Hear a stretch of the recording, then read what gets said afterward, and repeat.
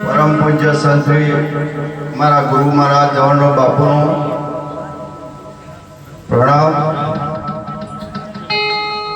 परम पूज्य संत श्री जसरोम महाराज हमारा गुरु भाई, परम पूज्य संत श्री चंद्रोम महाराज हमको खूब भाव હતો। परम पूज्य संत श्री कैलाशराम महाराज खूब भाविक दर अमावास्ये भजन करे છે, ખૂબ જ ભાવનો महापुरुषों तो वखाण कराय ज ना। मनुष्य अवतार परम पूज्य संत श्री मनसाराम महाराज बापू माफ कर दो। तमाम मंडलों गामना भक्त मंडलों आजूबाजू ने पधारेला भक्तों धन्यवाद आपू छू। बचूबाने एक भगीरथ कार्य महापुरुषों कहता होय छे કે ઘણા બધા કાર્યક્રમો કરો પણ એમાં કંઈક આપણી તમન્ના હોય છે, પણ એક જ એવું કાર્ય છે કે પરમાર્થનું કાર્ય મહાપુરુષોએ કીધું, એમાં કોઈ આપણે લેવાની કે મેળવવાની ભાવના નથી હોતી, એ ભજન। અને મહાપુરુષો એવું કહેતા છે કે ભજન કરવા માટે મનુષ્ય અવતાર આવ્યો છે, એટલે ભજન કેને કહેવું અને ભજન કઈ રીતે કરવું। पहला મને खबर ना पड़ती कि भजन चेवू होय, महापुरुषो चेवा होय, पण जे माणस जो जाए एनी ओळखाण थाय तार खबर पड़े कि आ संतो छे। पहला आमे एम कहता कि चोक संतो जंगल में रहता हशे, पण ज्यारे महापुरुषना चरणामां ज्या त्यारे खबर पड़े कि संतो आपणा घरे छे। अने हूँ तो एम कहूं छुं, धन्यवाद आपू छुं गामने कि तमारा ओगणे आवा महापुरुषो हाजर छे અને હાજરની મહાપુરુષે બલિહારી કીધી હાજર છે એની સેવા કરવાની છે। જગત આખું તીવીના તાપમાં બળી રહ્યું છે સંસાર। કોઈને લોહીના ઉકાળા છે, કોઈને મા બાપનું દુઃખ, કોઈને બેટી બાપનું દુઃખ, કોઈને ભાઈ ભાઈઓનું દુઃખ, સંસારમાં ઝઘડે સિવાય કોઈ નથી। પણ હું તો એવું કહું છું કે આવા મહાપુરુષોના ચરણમાં જો તો દુઃખ જેવું કોઈ છે જ નહીં, સમજણ આપે અને સમજણથી સંસ્કાર આવે ને તો જ ભજન થાય। અને ભજન ભાવનું છે, ભાવ ચારે આવે, એક ઉપરસલો ભાવ હોય અને એક અંતરનો ભાવ હોય। અમે 2 દિવસ પછી મળ્યા હતા ઓય ડીસા કૈલાસરામ મહારાજ નહીં કે રમેશભાઈ આવજો કે બાપુ જેવી ગુરુ મહારાજની કૃપા જો ભાવ હતો એટલે મારે રાતે 3 વાગે ભજનમાં થયા તો આવવું પડ્યું। એટલે મહાપુરુષે કીધું છે કે બોલો એ વર્તો અને બોલશો એ વર્તશો તો જ ભજન થશે। એમ કીધું કે મણિસિંહ હું તમારા ઘેર કાલ આવ્યો તો આવવાનું જ, ન કે કઈ ભજન પાકવા નથી, ગમે એટલા બોલો કે ગમે એટલું કરો। અમારા ગુરુ મહારાજ એવું કહે છે કે રમેશભાઈ બોલ્યા છે બીજું થાવું ના જોઈએ। હગાની વાત હોય કે વ્યવહારિક વાત કે સંત મહાપુરુષની વાત હોય, બોલો એ વર્તવું અને બોલ્યા પછી વર્તો ના ને તો ભજન કદી પાકવાનું નથી।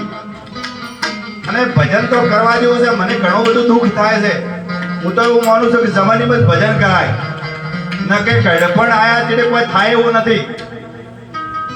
અને ખૂબ વખો છે, તમે જોતા હશો। એટલે ભજન જમાનીમાં થાય તો પાકે, કેમ કે વાવેતર આપણે વહેલું કરે ને તો જ એને ફળ આવે, અહાડું આવે તેને ભાવ આવે, ન કે કોઈ આવતા નથી। એમાં ભજન જો વહેલું થાય જમાનીમાં, હું તો મને 20-25 વર્ષે આવેલું તો સારું। પણ આપણે એક એવી હેબિટ છે કે છોકરા છોડી બધા ઠકાણે પાડી બસ ભજન કરે, એવું કોઈ મેળ આવ્યો નથી, કેમ કે કોરોનામાં કેટલાય મરી ગયો। એટલે આપણે ચારે શું થાય એ કોઈ નક્કી નથી।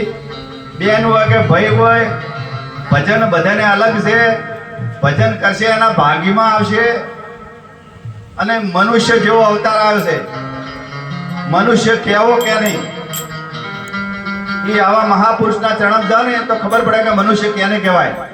ન કે તમે ગમે એ જોતો હોય બચુભાઈ આયા, મણિસિંહ આયા, રમેશભાઈ આયા, ફલાણા ભાઈ આયા, મનુષ્ય કોઈ કહેતું નથી, પણ આવા મહાપુરુષો મનુષ્ય બનાવતા હોય છે। અને જમશે એમ વાત સમજાય તો ભજનમાં મજા આવે। કોઈ ગાયા હાટે વગાડ્યા હાટે કોઈ મેળ આવે એવો નથી, ન કે લાડવા રોજ ખતો કોઈ મેળ આવે એવો નથી। એટલે હું તો 2 હાથ જોડીને વિનંતી કરું છું કે મહાપુરુષના ચરણમાં જ્યાં એને મારા જય ગુરુમાજ અને નથી જાય એને જય ગુરુમાજ વહેલા જાગજો ચમ કે ઓમાં યુવાન કોઈ દેખાતો નથી બધાય આપણી મારી ઉંમરના જ છે એટલે ભજન મારું એવું માનવું છે કે મોબાઈલનો ટેકનોલોજીનો યુગ આવ્યો છે એટલે મોબાઈલમાં ખૂબ રચા પચા ન રહેતા મારા ભાઈ અને વડીલોનું માનજો મહાપુરુષોનું માનજો અને મોનશો એનું જ કલ્યાણ છું ના માન્યું ને કદી કોઈ કલ્યાણ છું નથી એટલે મોબાઈલનો ટેકનોલોજીનો યુગ ખરો પણ મોબાઈલમાં જોવા જેવું જોજો નકે દાડે જીવડો કોઈ માણસો મરી જોઈએ છે ખબર એ પડતી નથી જેના ઘેર જે વેદના વડે કટે ને એને ખબર પડે કે શું વેદના છે એકનો એક છોકરો હોય અને કેટલી બધી તમન્ના હોય ને એના પાસે ખોટ પડે ને તારે ખબર પડે છે એને ધરતી ખસી જાય જીવા જેવું રહેતું નથી એટલે હું તો બે હાથ જોડીને વિનંતી કરું કે સાધાને હળવો ચલાવજો જેમ કે વળી વળી અવતાર આવતો નથી એક જ વખત મનુષ્ય અવતાર આવ્યો છે એટલે ખૂબ ભજન કરજો આવા મહાપુરુષોના ચરણની જઈ અને વાત માનજો બીજું તો ગધું ભૂલતો નથી મહાપુરુષો પૂછી બે હાથ જોડીને વિનંતી કરું છું કે કોઈ પણ દુઃખ હોય વ્યવહારિક હોય કે ગમે એનું હોય આવા મહાપુરુષોના ચરણમાં જશો ને તો એનો ઉલ્લેખ થશે કે દુઃખ એવું શું છે એટલે બે હાથ જોડીને વિનંતી કરું છું કે હાલ જતા ના ફસાતા હું ઘણો દુઃખી છું તો અને જેની સેવા કરવીને ઘેર થાય તો ખોટા રખડતા નહીં મહાપુરુષો રખડવાનું બંધ કરાવે છે એટલે ઘણા બધા ખર્ચા બચી જાય ન કે તમે જુઓ છો આજ આખા ડીસાની કોરે મોડે ધધાય છે કોઈ ભાલ્યું નથી તો એટલી બધી ધધાયો જાતી હોય તો કોઈક સુધારો આવવો જોઈએ